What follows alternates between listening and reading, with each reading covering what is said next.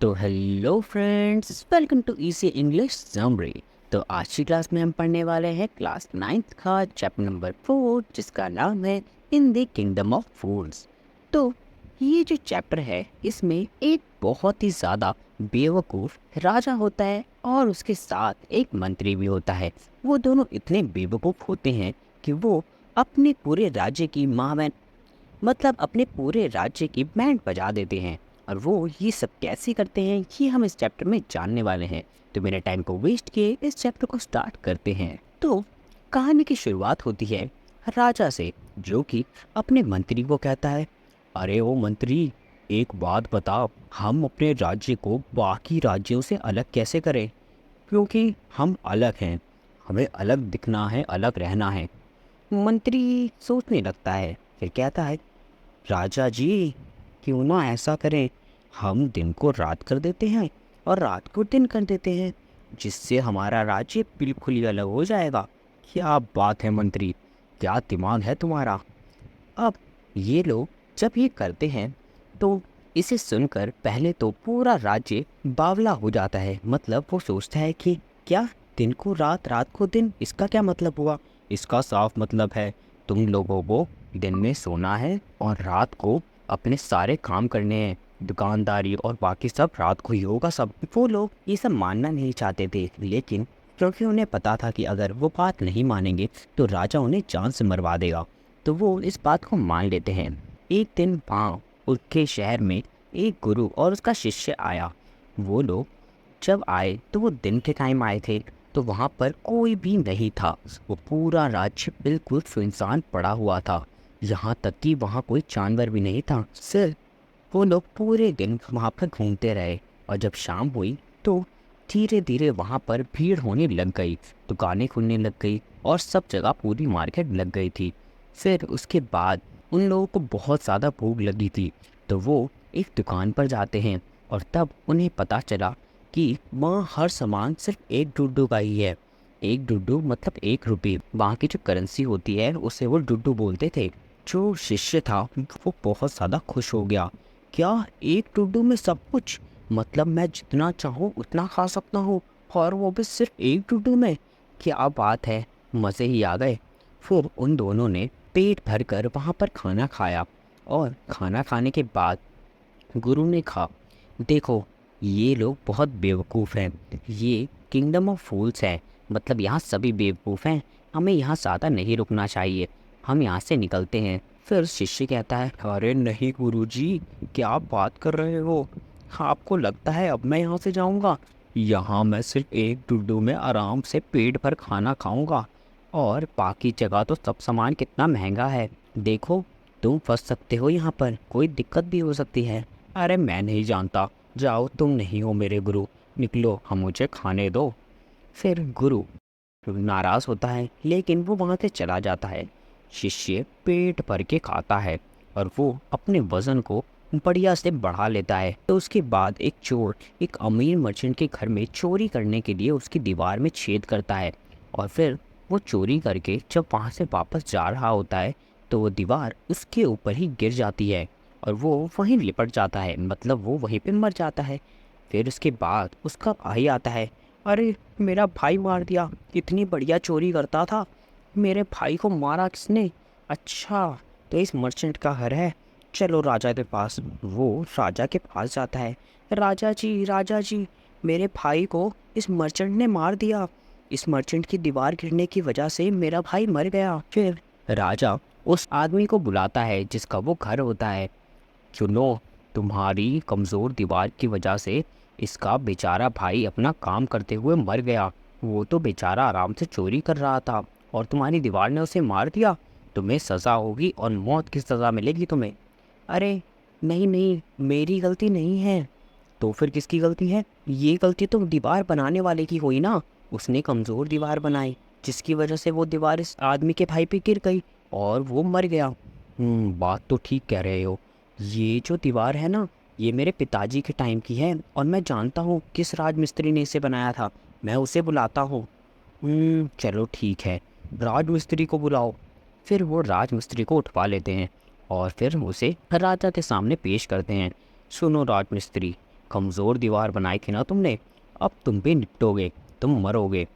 अरे सुनिए तो महाराज, मेरी क्या गलती? आपको पता है, जब मैं वो दीवार बना रहा था ना, तो मेरा ध्यान एक डांसर फटका रही थी। वो जब डांसर चल रही थी ना, तो उसकी पायल की आवाज़ बार बार मेरे कानों में पड़ रही थी, और वो दर्जनों बार वहाँ पर इधर से उधर गई थी। उसकी वजह से ही मेरा ध्यान भटका और वो दीवार कमज़ोर बन गई। ठीक कह रहे हो, तुम्हारी गलती नहीं है, उस डांसर को उठवा लो। फिर उस डांसर को बुलवाया गया, जो कि अब विधवा हो चुकी थी और वो काफ़ी बूढ़ी भी हो गई थी। फिर वो डांसर कहती है कि महाराज, गलती तो मेरी भी नहीं है। एक तो मैं इतनी सुंदर, और ऊपर से आपने मुझे उठवा लिया। तुम बूढ़ी हो गई हो, अब अपनी अकड़ छोड़ दो। हाँ मतलब उस टाइम पे तो मैं सुंदर ही थी ना। और पता है, मैंने गहने बनवाने को सुनार को दे रखे थे, और फिर सुनार जो था ना, वो बार बार मेरे को चक्कर कटवा रहा था। इसी की वजह से मुझे बार बार वहाँ आना जाना पड़ रहा था। उसने मुझे कम से कम 12 बार वहाँ बुलाया था, इसीलिए मैं वहाँ से इधर उधर जा रही थी। अब बताइए, इसमें मेरी क्या गलती? ठीक कह रही हो। एक काम करो, सुनार को उठवा लो। फिर वो सुनार को बुलवाते हैं, और जब वो सुनार को लेने चाहते हैं तो सुनार अपनी ही दुकान में कोने में छुपा हुआ होता है। वो दुबक के छुप जाता है, क्योंकि उसे पता चल जाता है कि राजा के लोग उसे उठाने आए हैं। फिर वो कहते हैं, चलो राजा ने तुम्हें बुलवाया है। अबे यार, अब क्या कर दिया मैंने, चुपचाप दरबार में चल। फिर उसे वहाँ पर लेके जाते हैं, और फिर वो कहता है कि मैं क्या कर सकता हूँ, मुझे तो एक अमीर व्यापारी ने गहने बनवाने का ऑर्डर दिया था, और वो मुझ पे ज़ोर लगाया हुआ था कि मुझे तो भाई मेरे गहने आज ही तैयार चाहिए। इसकी वजह से मैं इस डांसर के गहने नहीं रेडी कर पा रहा था, और इसीलिए इसे बार बार बुलाना पड़ रहा था। कौन था वो, जल्दी बताओ। 1 मिनट, तुम उसी के बेटे हो ना, जिसके गहने उस दिन मैं बना रहा था? अरे यार, आखिरकार वो ट्रेडर ही फंस जाता है। फिर राजा कहता है, देखा, आखिर में तुम ही पकड़े गए, तुम्हारी ही सारी गलती है। लेकिन वो तो मेरे पिताजी की ज़मीन थी ना, वो तो मेरे पिताजी के गहने थे। लेकिन तुम्हारे पिताजी की विरासत में जो भी सामान था, वो तो तुम्हें मिला है ना, तो अब ये सज़ा भी तुम्हें ही मिलेगी। क्या? हाँ, तुम्हें मौत की सज़ा मिलेगी। फिर राजा कहता है, स्टेक को रेडी करो। स्टेक जो होता है वो फांसी का फंदा ही समझ लीजिए, जिसको राजा रेडी करने को कहते हैं, क्योंकि अब वो मर्चेंट मरने वाला है। सभी स्टेक को रेडी करने में लग जाते हैं, और फंदा जो होता है वो काफ़ी बड़ा बन जाता है, और वो जो आदमी होता है वो काफ़ी पतला होता है। महाराज, ये फंदा तो काफ़ी मोटा बन गया है, और ये आदमी पतला दुबला, अब हम क्या करें? लेकिन कुछ भी कहो, किसी ना किसी को फांसी तो देनी ही पड़ेगी। जाओ राज्य में ढूंढो, कोई मोटा आदमी मिलता है तो उसे उठा के लाओ, उसे ही लटका देते हैं। अब आप सोचिए कि गलती किसी की है, सज़ा के लिए किसी और को बुलाया जा रहा है। कितने बेवकूफ़ राजा हैं वो। फिर सैनिक ढूंढने निकलते हैं मोटा आदमी, और सोचिए वो मोटा आदमी कौन होगा? वही उस शिष्य को उठा लेते हैं, वो जो एक डुड्डू का खाना खा रहा होता है। उसने इतना खा लिया होता है कि वो अब बहुत मोटा बन जाता है। वो पोपट लाल से डॉक्टर हाथी बन जाता है, और उसे अब वो लोग उठा लेते हैं। फिर वो शिष्य कहता है, अरे मुझे कहाँ ले जा रहे हो, मैंने क्या किया? तुम्हें सज़ा होगी, महाराज ने तुम्हें बुलाया है, अब तुम्हें फांसी होगी। लेकिन मैंने किया क्या है? फिर उससे वो उठाकर लेकर जाते हैं, तो वो अपने गुरु को याद करता है। वो जो गुरु होता है वो काफ़ी पहुंचा हुआ गुरु होता है, मतलब उसको काफ़ी नॉलेज होती है, तो वो अपने शिष्य का दुख समझ जाता है दूर से ही, और वो गुरु उसे बचाने के लिए आ जाता है। गुरु फिर वहाँ पर पहुँचता है। फिर वो गुरु कहता है, अच्छा राजा जी, एक बात बताइए, आप इतने बुद्धिमान आदमी हैं, आप ही फैसला कीजिए कि बड़ा कौन होता है, गुरु या शिष्य? गुरु होता है बड़ा, ये तो सभी जानते हैं। देखिए, अगर गुरु बड़ा होता है तो मुझे फांसी दीजिए ना। शिष्य कहता है, अरे नहीं, ये फांसी की सज़ा मुझे मिली है तो मुझे ही दो। नहीं नहीं, मैं ही लटकूंगा। अरे नहीं, मैं मरूंगा, मैं गुरु हूँ, मैं मरूंगा, मैं आपका चेला हूँ, मैं ही पहले मरूंगा। राजा हैरान हो जाता है, ए रुक जाओ, क्या बात है, मुझे पहले क्लियरली बताओ। नहीं नहीं राजा जी, कुछ बात नहीं है, मैं पहले मरना चाहता हूँ। लेकिन क्यों? मुझे गुस्सा आ रहा है, जल्दी बताओ। अच्छा गुस्सा मत कीजिए, मैं बताता हूँ। फिर वो गुरु इसके कान में बोलता है कि आपको पता है, ये जो फंदा है ना, ये सीधा स्वर्ग की सीढ़ी है।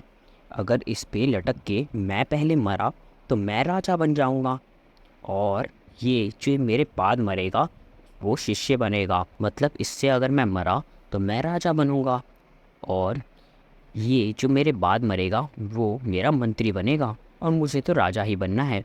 फिर राजा उन दोनों को जेल में डाल देता है और कहता है, इनकी फांसी कल होगी, इन लोग को जेल में डाल दो। राजा ये सब सुनकर बहुत हैरान होता है और वो अपने मंत्री से डिस्कस करता है, यार देखो, मुझे तो राजा ही बन के रहना है, और तुम मेरे मंत्री अच्छे हो तो तुम्हें मंत्री बनना चाहिए। हाँ हाँ राजा जी, ऐसा ही होना चाहिए। तो बताओ क्या करें, लटक जाएं क्या हम ही? हाँ, सबसे बढ़िया प्लान रहेगा ये। फिर वो लोग काल कोठरी में जाते हैं, उन दोनों गुरु शिष्यों को बाहर निकाल के भगा देते हैं और उनके कपड़े पहन लेते हैं, और वो एक पैगाम भिजवाते हैं कि सुनो कसाई, जो भी अभी आएगा ना, उसे तुम इस फंदे से लटका देना, और फिर दूसरी नंबर पे आएगा उसे भी। राजा का डायरेक्ट ऑर्डर है। अच्छा ठीक है, मुझे क्या, मुझे तो लटकाने से मतलब है, भेजो फटाफट। फिर वो राजा और मंत्री रात को ही जाते हैं और वो दोनों मर जाते हैं। और फिर सुबह सब लोग बहुत हैरान हो जाते हैं कि राजा और मंत्री दोनों ही मर गए, और वो लोग शोक मना रहे होते हैं। फिर वो लोग सोचते हैं, यार अब हमें राजा तो चाहिए ही ना, किसे राजा बनाएं। और सुबह उन्हें वो गुरु और शिष्य दिख जाते हैं और वो लोग उन्हें ही पकड़ लेते हैं। सुनो, तुम क्या है, तुम यहाँ के राजा बनोगे अब। लेकिन क्यों? हमें नहीं पता, तुम ही राजा बनोगे। फिर वो गुरु वैसे तो राजा नहीं बनना चाहता था, लेकिन उन लोगों ने इतना इंसिस्ट किया तो चलो ठीक है, मैं बन जाता हूँ राजा। और वो जो उसका शिष्य होता है वो उसका ही मंत्री बन जाता है, और फिर वो दोनों ही उस पूरे राज्य को रन करते हैं, और वो लोग सभी चीज़ों को फिर से नॉर्मल कर देते हैं। मतलब दिन को दिन की जगह, रात को रात की जगह, और जो सारी चीज़ों के प्राइजेस होते हैं वो भी डिसाइड कर देते हैं। और फिर वो जो राज्य होता है वो बाकी राज्यों की तरह अच्छे से चलने लग जाता है, और इसी के साथ ही चैप्टर भी एंड हो जाता है। और अब आपकी बारी है इस चैनल को सब्सक्राइब करने की और वीडियो को लाइक करने की।